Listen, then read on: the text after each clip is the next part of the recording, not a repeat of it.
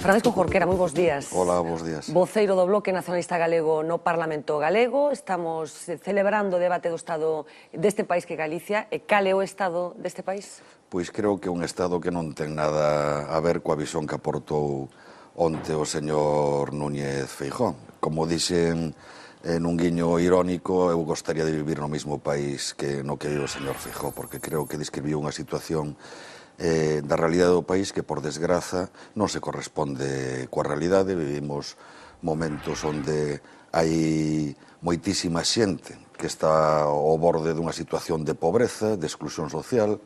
Vivimos unha etapa onde en Galiza estamos asistindo a unha destrucción acelerada da nosa base económica e frente a esa realidade, para a desgraza de todos, pois o señor Feijóo insiste en pretender convencernos que Galiza vai ben, que Galiza fixo os deberes mellor que ninguén e que Galiza está xa entrando na fase da recuperación. Como é posible que dous representantes públicos, como vostede e como presidente da Xunta, teñan unha visión tan diametralmente distinta do que está acontecendo? Pois posiblemente porque representemos intereses distintos e en virtude desa diferencia de intereses que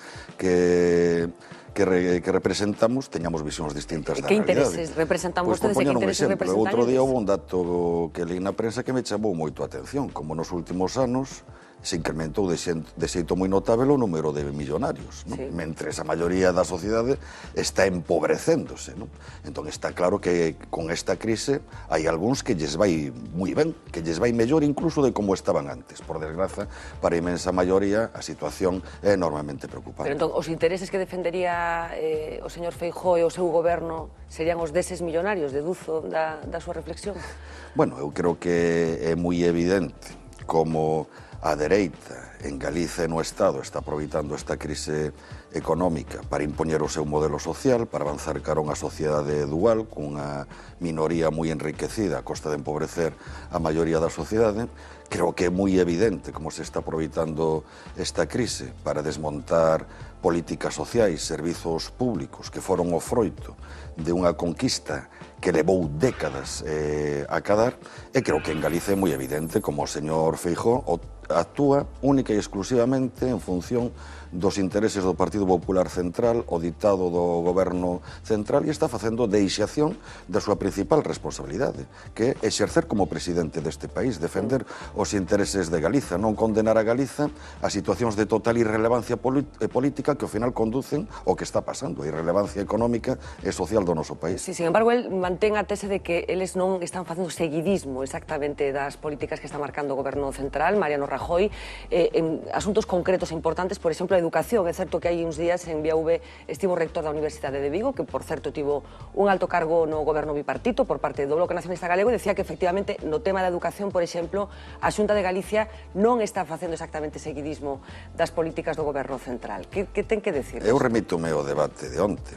Poño un exemplo, como podería poñer moitos. Sistema de financiación. Estáse reabrindo ese debate en todo o Estado. As distintas comunidades autónomas están concretando as súas propostas, a súa posición a respeito dese debate. Eu, en representación do Bloque Nacionalista Galego, onte, formulei as propostas do BNG, propostas que, como todas, son discutibles, pero emplacei o señor Feijóo a que concretase a súa. E o único que fixo foi criticar as propostas de outras comunidades autónomas, pero non verbalizou cal é a súa proposta nunha cuestión que para Galiza é clave, porque cando falamos do modelo de financiación da comunidade autónoma, estamos a falar dos recursos que imos ter para atender os nosos servizos públicos, para atender as nosas políticas sociais, para financiar a nosa economía productiva, e simplemente no debate inhibiuse de decir o que pensaba ao respecto. Pero temos outro exemplo na situación do noso sector financiero. Cal é a posición de Feijóo a respecto dunha cuestión que para Galiza é clave? Porque para Galiza é clave ter ferramentas que canalicen o aforro dos galegos e galegas cara ao propio país e que contribúan a crear riqueza e emprego neste país. Pois o señor Feijóo simplemente está esperando o que outros decidan.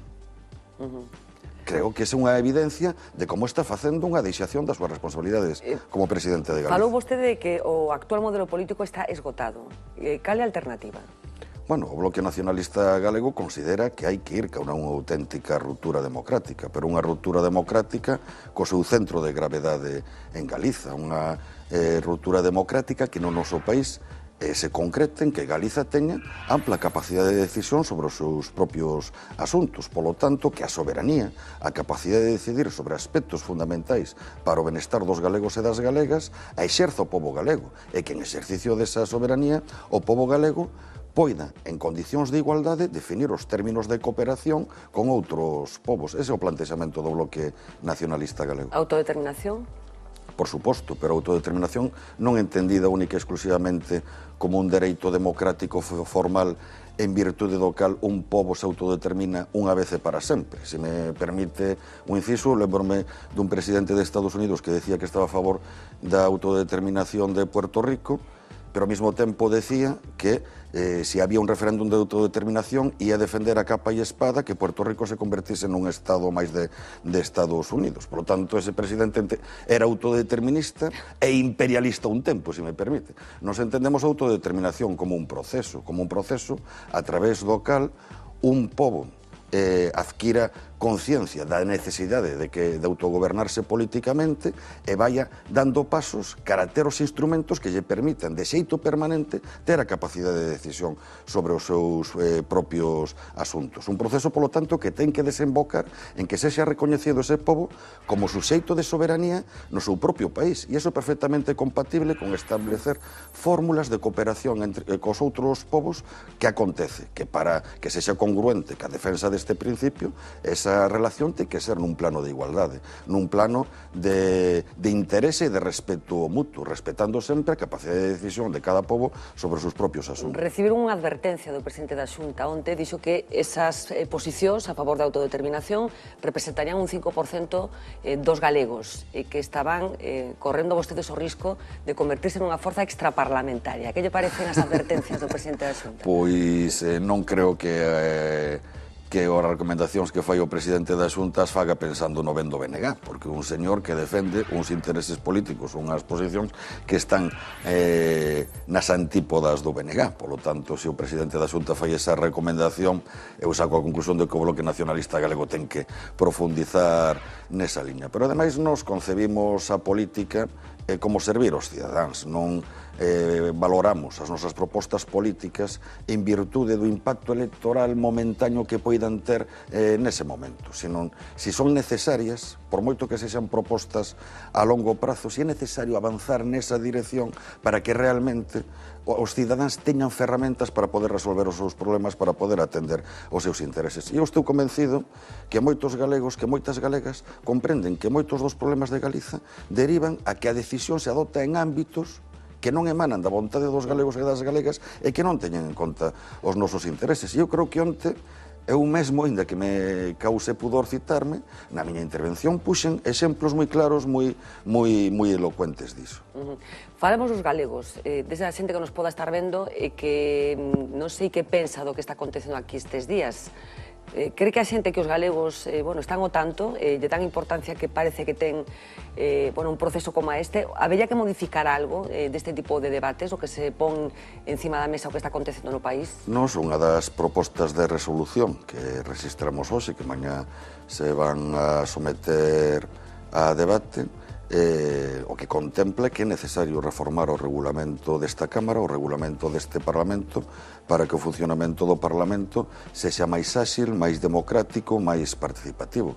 Hai moitas veces que a mecánica da vida parlamentar é enormemente lenta, enormemente burocrática, e fai que cuestións que afectan as necesidades e os intereses dos cidadáns tarden en ser debatidas ou non se podan debatir ca profundidade de vida para cumprir ca nosa función como representantes públicos, como representantes dos cidadáns, e, polo tanto, velar nesta Cámara porque realmente se defendan os seus dereitos e os seus intereses. 100 propostas de resolución, creo que foron as que registraron o Grupo Nacionalista, o Bloque Nacionalista Galego.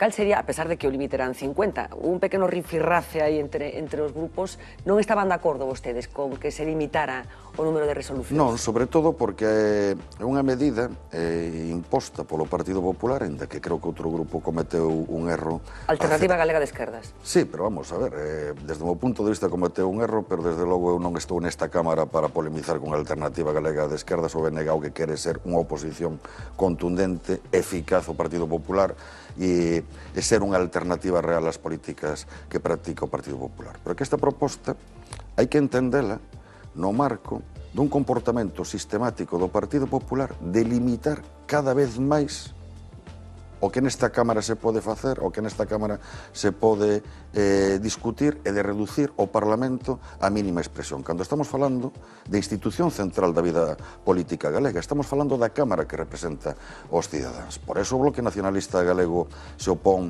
a esa limitación, unha limitación que non existía. Eu recentemente tive unha reunión con unha central sindical que está defendendo 100 medidas para crear emprego en Galiza. Medidas, todas elas, creo que de enorme relevancia. Simplemente en materia de emprego, esa central sindical defende 100 medidas, pero o Bloque Nacionalista Galego non pode trasladar a esta Cámara esas 100 medidas porque se impuxo un corsé que fai que eso se podan propor e debatir 50. Claro, estábamos comentando antes que das propostas presentadas no último debate do Estado da Autonomía, Seica, o Goberno de entón aceptou nada máis que 3 de toda esa batería que presentou o Goberno. Para que a xente pode chegar á conclusión de para que sirven finalmente a oposición e o goberno en institucións como esta, se ao final o diálogo é absolutamente imposible cando a xente probablemente este demandando que esa colaboración se concrete, non? Claro, pero creo que é un exemplo moi concreto de como as apelacións ao diálogo que fai o Partido Popular, que fixo onte reiteradamente o señor Feijóo, simplemente non son creíbles, porque cando se apela continuamente ao diálogo, pero logo hai unha actitude de usar a maioría absoluta como unha maioría de bloqueo, como un rodillo, non escoitando, non atendendo a ningunha proposta da oposición, pois ese diálogo realmente o que agocha é ofrecer un pacto de silencio. Tens que comulgar cas súas políticas, se non comulgas cas súas políticas estás condenado a exclusión. Bueno, creo que, por tanto, o Partido Popular teria que reflexionar a respeito dese xeito de interpretar a maioría absoluta e de usar a maioría absoluta. Desas 100 propostas, cal é a medida estrela que propón o Bloque Nacionalista Galego? Bueno, creo que hai propostas moi serias, moi importantes para o noso país, e moitas delas as desgranei onte na miña intervención inicial. A necesidade de paralizar a venda de Nova Galicia Banco e de transformala nun banco público galego, a necesidade de apostar por un novo modelo de financiación para o noso país que faga, por exemplo, que as empresas que teñen sede en Galiza ou operen en Galiza tributen polo imposto de sociedades en Galiza. Eso representaría para Galiza 1.000 millóns de euros máis ao ano, o feito de que as empresas que operen no noso país paguen o imposto de sociedades en Galiza, 1.000 millóns de euros que se podían destinar a reforzar os servizos públicos, as políticas sociais, a políticas de fomento de economía productiva, de creación de emprego. Temos propostas en materia fiscal, creo que moi serias, para distribuir dun xeito moito máis xusto, máis equitativo a carga fiscal, exixindo un maior esforzo fiscal a que máis ten, as rendas altas, as grandes empresas, e temos multitude de propostas que afectan os servizos públicos, o ensino, a sanidade, que ten como función blindar eses servizos frente á política de recortes e de privatización encuberta deses servizos que está practicando o goberno Feijóo. Unha frase súa: as bandeiras non dan de comer, pero se non tes unha, comente. Cree que Feijóo non ten bandeira? Creo que a súa bandeira é única e exclusivamente a bandeira española. Creo que o señor Feijóo non cree no país que ten a honra de presidir. E todas as súas políticas conducen a Galiza en unha situación de total e absoluta subordinación e anulación como país. E insisto, eso logo ten consecuencias á hora de comer. En Galiza está vivindo unha destrucción total e absoluta dos seus tecidos económicos básicos, está quedándose unha base económica propia, o noso país está desertizando, a mocedade está fuxindo porque non atopa traballo en Galiza, e creo que ese refrán irlandés, as bandeiras non dan de comer, pero se non tes unha bandeira, comente, explica perfectamente o mundo no que vivimos. Precisamente, nun mundo cada vez máis interrelacionado, nun mundo cada vez máis interdependente, para que nese mundo non sexas barrido, é imprescindible que sexas un actor con poder político propio para influir nese contexto. Senón, a situación real é que quedas total e absolutamente anulado. Sabe vostede que o espírito de Angrois, o que apelou o presidente da Xunta? Bueno, creo que o presidente da Xunta cometeu onte a temeridade de utilizar os cidadáns como coartada e utilizar os veciños de Angrois como coartada para encubrir o fracaso das súas políticas. Eu creo que o comportamento dos veciños de Angrois foi total e absolutamente exemplar e é unha demostración de que temos pobo e un pobo ademais que reacciona dunha maneira exemplar en situacións límites, como reaccionaron os veciños de Angrois ante ese accidente, como reaccionaron os traballadores públicos ante ese accidente, como reaccionou todo o pobo galego cando sufrimos a catástrofe do Prestige, pero que non pode apelar a ese espírito cidadán para negar a oposición a exercer a crítica legítima ás políticas do actual goberno e para defender políticas alternativas. Porque se enlazamos esa frase co resto do discurso de Feijóo, pouco menos que Feijóo o que dixo foi: estas son as únicas políticas posibles para que lle vaya ben a Galiza, polo tanto, poñerse esas políticas e ir en contra de Galiza, comulguen ustedes cas miñas políticas. Eso é total e absolutamente inaceptable. Bueno, estamos rematando xa, pero quero rematar este turno de entrevistas con todos os voceros ca mesma pregunta. Estamos falando, coincidindo co debate do Estado de Galicia, así que que é Galicia? Bueno, pois, para min Galiza é o meu país. Un dos principais elementos que definen a personalidade de todo o individuo é a súa socialización no marco dunha comunidade nacional. Son galego porque nací neste país, son galego porque estou orgulloso do idioma e da cultura deste país, son galego porque creo que este país ten enormes potencialidades se realmente se aposta por aproveitar ao máximo esas capacidades e esas potencialidades para asegurar o benestar de todos os seus cidadáns. Son galego e ao mesmo tempo que son nacionalista, son internacionalista, son solidario cas causas de todos os povos do mundo, son solidario cas causas de todas as persoas que en función da súa condición social están condenados a vivir moitas veces situacións de explotación. Creo que a maneira de defender unha transformación desde unha óptica de esquerdas do modelo social que vivimos nun país dependente como Galiza pasa en primeiro lugar por cuestionar esa situación de dependencia e de subordinación. Francisco Jorquera, moitísimas grazas e moitísima sorte por acompañarnos esta tarde. Imos facer outra pequena pausa, pero antes dese afán que temos de coñecer un pouco mellor esta institución na que estamos, na que está representada a vontade popular, imos coñecer a todo un personaxe nesta Cámara.